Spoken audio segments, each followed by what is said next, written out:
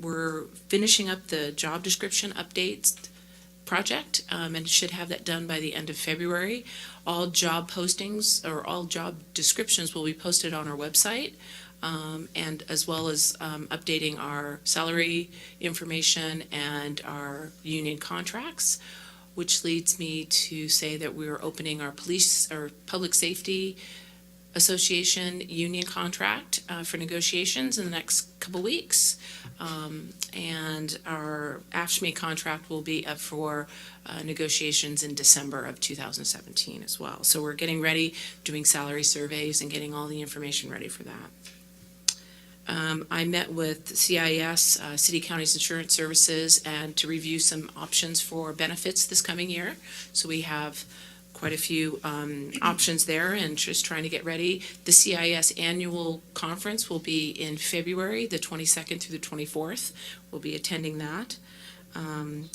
Have provided, I put together, along with BOLI, preventing harassment in the workplace training, and have provided that to each department group. And so we're just trying to finish that up. So that is a goal for every 6 months to a year. We will be providing that training. And basically it provides three basic things. It describes what harassment in the workplace is, the legal definition of harassment. It describes what the city's policies are in regards to what to do, how to report it, and then also it goes over briefly how to avoid workplace harassment. And so those are the three goals of that training. We also have a training coming up in March on how to communicate at work, and coordinating with Jill Goldsmith from Workplace Solutions Northwest in regards to having that. Currently, we do not. All of our work comp claims have closed, so let's just knock on wood. We have no further injuries here. We have a safe work environment. Been attending the safety committee meetings, and we're getting bloodborne pathogen training out to all employees who want it. First aid training. Purchased 5 new first aid kits and distributed those to departments, so they have the supplies for that. And attending Baron Lehman law update. So just updating that. Our payroll department is putting out our 1095s and 1094s that are required for ACA reporting for benefits that we provide. So we've just been busy with that. That's all I have. Any questions or comments for Anna? Thank you very much. Appreciate it. Mr. Mayor, did you want me to make that announcement? Oh, okay, wait, okay.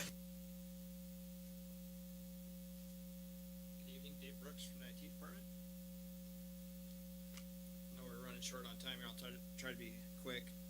So we saw a little bit increase on our help desk over 2016. In 2015, our average calls per month were 390. We closed 2016 with an average of 412 calls per month. So that's a little bit heavier, but we've got a lot of projects going on. That's probably what's accounting for that. We're just about done with the AV upgrade in this room. The projectors do work. So the projectors are mounted. There's more ways to connect to them. The screens are upgraded. These are motorized screens, and they're actually designed for a projector. The old screens had a lot of glare on them because they weren't designed for a digital projector.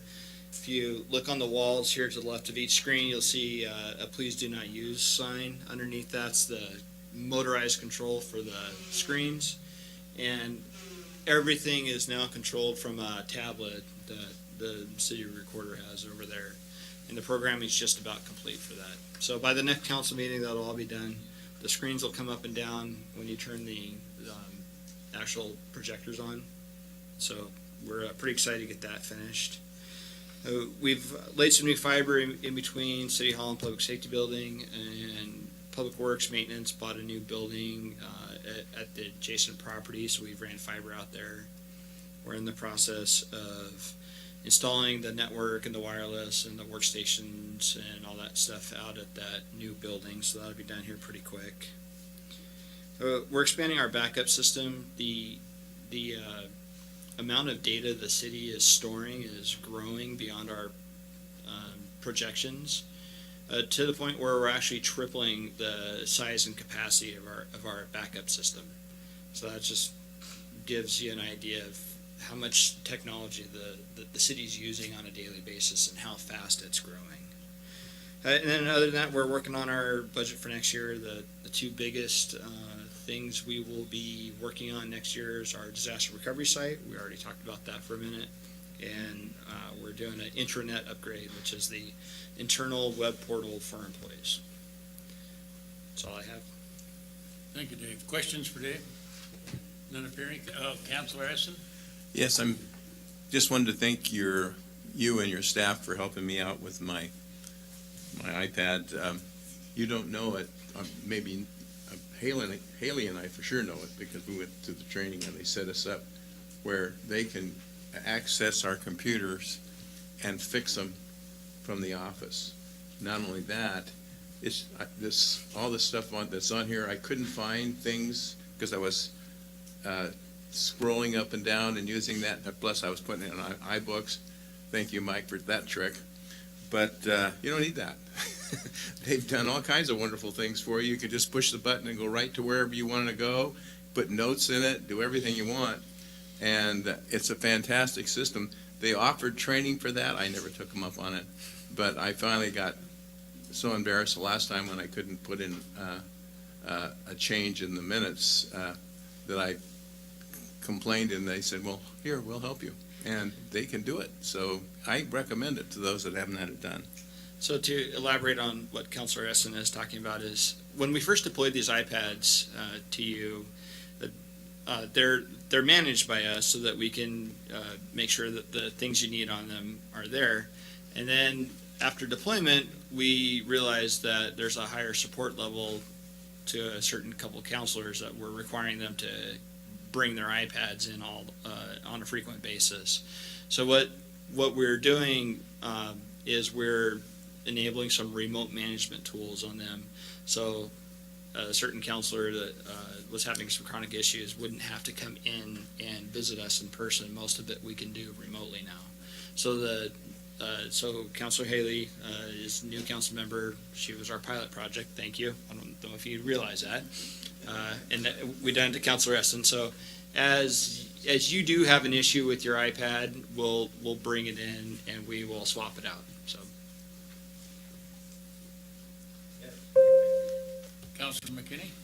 Is it time for a refresher course or a seminar with the counselors just to kind of bring them up to speed on a new tutorial?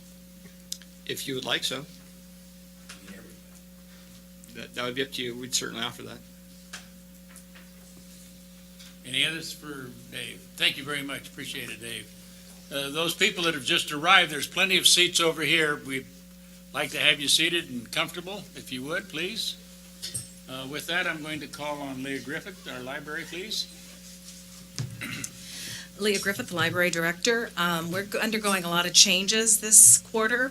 One of our longtime staff, Rhea Andrew, is retiring after 27 years with the library. And her date of retirement? Her date of retirement is February 20th. We're having a little get-together next Tuesday at 9 a.m., and I'll send that information out to you. In that 27 years, she's had her fingers in just about everything. And so in order to replace her, most of her tasks are being spread out among the rest of the 16 staff members, as well as we're hiring a office assistant / library assistant to take care of some of the projects as well. So that's one of the openings that Anna is working on. We've moved a couple of staff around. One of our staff has gone to full-time, Cynthia Swanson. Another is taking over the volunteers, and I was very pleased that we had 7 candidates for our Latina Services librarian position that closed on Friday. So we're really looking forward to interviewing that and getting that position back up and running, since Joe stole my Latino Services librarian a few months ago. So I'm really happy to get that position back into the library. We're also getting close to replacing the carpet in the children's room. The leak we had coming in from the outside with the rain last fall turned out to be something that's going to require us to replace the entire carpet in the children's room. And probably the biggest problem with that is we have to move every single book and shelf. And so now I'm trying to find out how we can get those moved. And the insurance company will pay to have that moved. I just have to find somebody to pay for it, to do it. We're also getting ready to remodel our circulation workroom. It's still set up for operations from 1984, and things have changed since then. And so we'll be seeing some changes there. You'll come in sometime and there'll be plastic up on the walls. So we're getting ready to do that. We should hopefully be done with that in the next few weeks. And at the same time, which is kind of nice, our regional library system is providing us with all new computers for hooking up to their system. So we'll see probably another 8 or 10 brand new computers for us to operate with. So we're looking forward to that. And at the same time, we're continuing to offer a lot of services and programs. We're seeing an increase in computer use. I guess last Friday, Frontier was out, and boy, we could tell it because everybody was in the library using our computer system. Checking out ebooks. A lot of people don't realize we have those. Programs and classes. Book clubs, including a book competition for elementary age students called OBOB, where we sponsored a session at the school that we had probably about 900 kids participating in that. So we're really pleased with that kind of a program. Just lots of activities. So that's about it. Any questions or comments for Leah? None appearing. Thank you. Appreciate it very much. Jay Harris, please. Public Works. Good evening, Council. Jay Harris, Public Works Director. Couple things with the water system. We're working on the water system master plan update. You should be seeing that in May. The system development charges, we're going to have a new schedule for those at the same time. In Springbrook Road, the contractor's almost done with the new 24-inch water line that's replacing our 12-inch water line. So as you drive Springbrook Road, there's trenches. You know, some of it is the water line, some of it's the storm line. They got a lot going on. So it's a busy, busy place right now. Otis Springs, which is at the bottom of Rex Hill, the roof on the reservoir was failing, so we removed it. We put a fence around that. Otis Springs and the development of Otis Springs as a non-potable water source is important in the future for like the Springbrook Master Plan and that sort of thing. In the Water System Master Plan update, you're going to see that instead of taking reuse from the wastewater plant, we talked about this some months ago, we're going to be using Otis Springs to the north. So we're continuing to invest in Otis with fencing and that sort of thing. So it's online and ready to go when the development occurs. The new Hess Creek culvert had some problems yesterday. We had that big storm event that we think some debris could have potentially blocked the entrance to it. There's some debris down there. We're looking into that further to find out what happened down there, and I'll get you an additional update on that. We did have 2.5 inches of rain yesterday. That on Springbrook Road, the storm ditches were sort of being filled in and that sort of thing because they're under construction. So at Hayes Street, the storm ditch washed out the waterline trench and made a huge pothole. That was repaired by the contractor this morning. Also, down at 2nd Street or Fernwood, the storm system was flowing out into the road and running into a sewer manhole. We had a problem with the sewer system on Springbrook Road again. The trunk line backed up. The apartments flooded for the second time. The contractor, 14 months ago they flooded. Also, the contractor's out there installing the backwater devices now. He just didn't get them put in time for this particular event. The new disinfection systems installed and operational at the wastewater plant. The old chlorine building, all the improvements have been removed, and we're expanding some pH control tanks into that area, so that's working good. The rest of the wastewater system, we didn't encounter any other problems. All the pump stations were fine. The wastewater plant had the highest treatment ever. We did 18 million gallons of sewer yesterday. We peaked at a sustained flow of 28 million gallons. It was all hands on deck at the wastewater plant, and we got all the water treated and to DEQ requirements.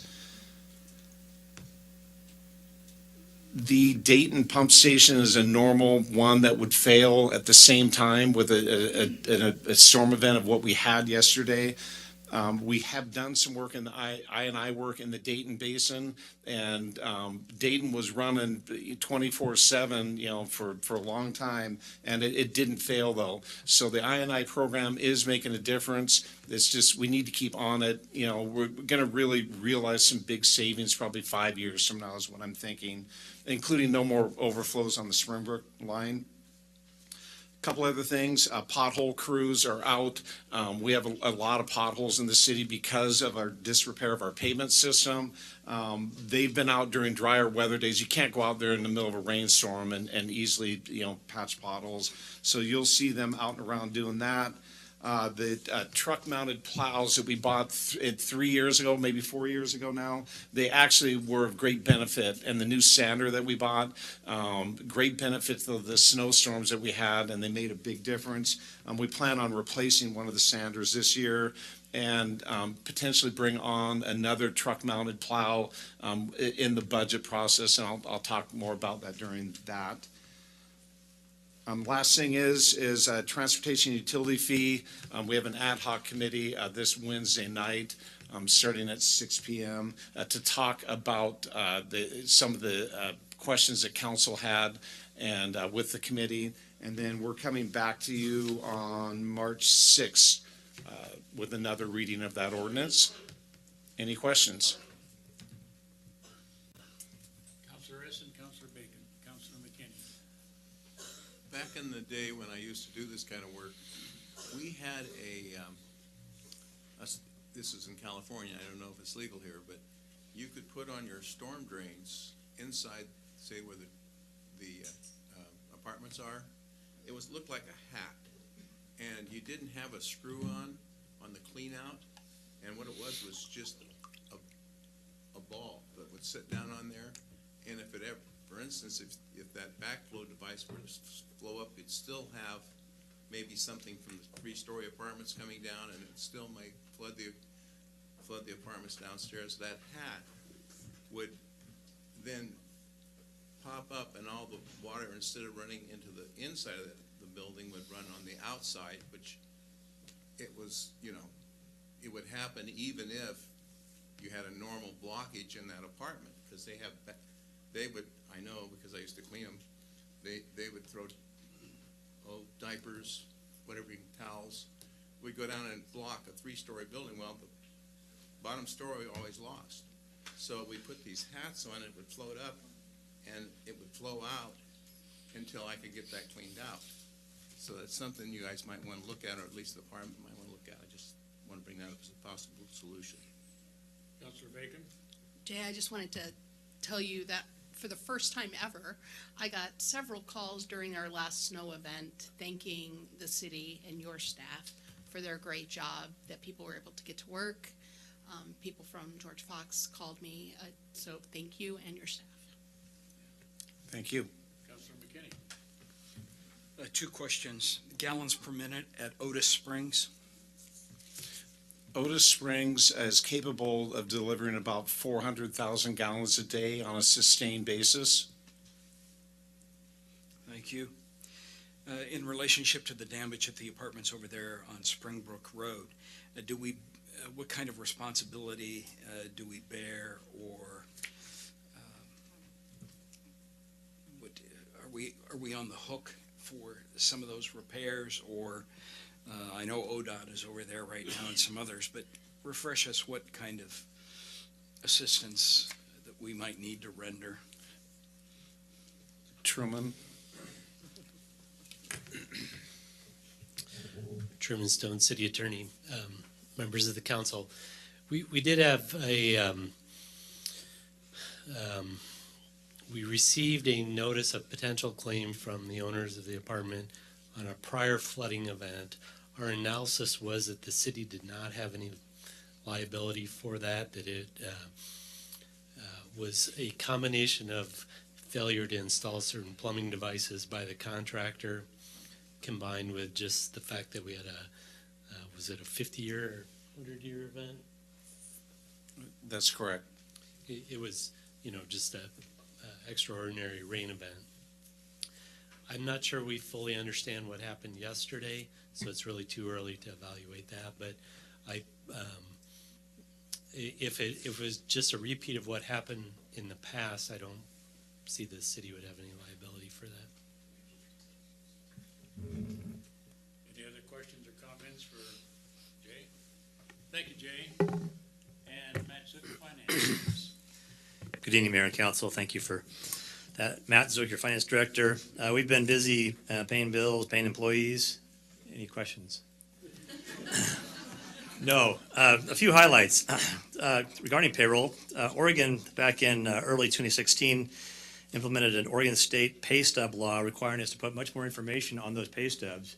I am pleased that we were able to do that and rolled out our new pay stubs this last January, and hopefully employees appreciate the additional information, with more to come regarding their benefit package as well. So it's a little bit more comprehensive. Not only was it required and unfunded, but it was valuable to the employees. So utility billing, we are meeting with a consultant this week to begin discussion about the utility billing system review. This was a comment that came up in an audit, the last audit. And so we are looking at our software, both from an internal control standpoint and as well as efficiencies on how to use that better and make sure that we're getting the most out of it. That's going to be a training and educational piece as well for our staff. We don't want the consultant to come in and just do the work. We want them to train us to on an ongoing basis, be able to analyze our own software. So speaking of training, we did some purchasing training on January 13th. We had potentially 60 different members from around the region, different employees of governments and school districts to come to Newberg and see how good Newberg is for hosting. Only about 22 of those came because that was the day after the snow event. That being said, we had a great feedback. Essentially, 2 trainers from the state of Oregon procurement division came and trained us on the legalities of purchasing, the rules we have to follow, et cetera, as well as the resources that they have both online, down at the state surplus, the qualified rehab program, et cetera. And the feedback I've received has been very valuable from the 22 Newberg employees that attended. So from there, we looked to review our purchasing policy and just kind of make it more friendly and look at the limits that we have and just make sure that we're following the right procedures. So regards to retirement plans, there's a pension subcommittee meeting to look over the investments, and we're looking at reinstituting a 6-month review of the investments of the pension subcommittee. That's in particular to the Newberg retirement plan, not necessarily the PERS plan. So we have an audit, a successful audit report that you'll be hearing later this evening. So our partner from Bolt, Carlisle & Smith is here to share with that. I'll also be sharing an update with you on the council's strategic goal for the 5-year financial plan here during the regular session. So we're also starting the budget. We're on step 1, which is estimating the remainder of the year's expenses and revenue, et cetera. We had 1 employee get married, 1 on jury duty. Some have been well vacationed, but all are very happy. One question, if I may, Matt, on the billings, as you're looking at the billing system, where in that study or the work that you're doing on it will the equal pay fit in? Thank you, and I failed to mention that because I just wrote the scope of work, and that is a piece of it. We hope to get that rolling within the next 2 months. The reason that the consultant is in to primarily review the overall system and its efficiencies. We want her to also talk with us about implementing that because we believe that she's done that at another city, and some of the challenges and pitfalls, as well as the benefits, of course, of having that equal pay. And that's referring to the ability, like you have with the PGE, to kind of level out your utility bills over time. The thing that most people probably will trip over is that there is a reconciliation process. You may get some money back. You may owe some at the end of the month. It's not that you're just on a flat, fixed plan, but there'll be some education and some consultant time on that as well. So, Thank you. thank you. Any other questions or comments for Mr. Zook? Thank you all. We appreciate the reports from our department heads very much. And welcome to all of you that have joined us this evening. We're just finishing up our work session. We will be adjourning our work session and we've been at it now for a little over an hour. We need to take a little bit of a break, so we'll be reconvening at approximately 7:20. But I remind you, anybody that wants to speak to the council on either public comments or any of the agenda items that are up for consideration by the staff, the council tonight, there is a form that you must complete before we enter either into public comments or that agenda item, and that is on the table just inside the entrance here. So for those that do wish to speak to us, please complete those and give them to our city recorder over here before we get started at 7:20. So with that, unless there's something further to come before us in work session, we are adjourned and we'll reconvene shortly.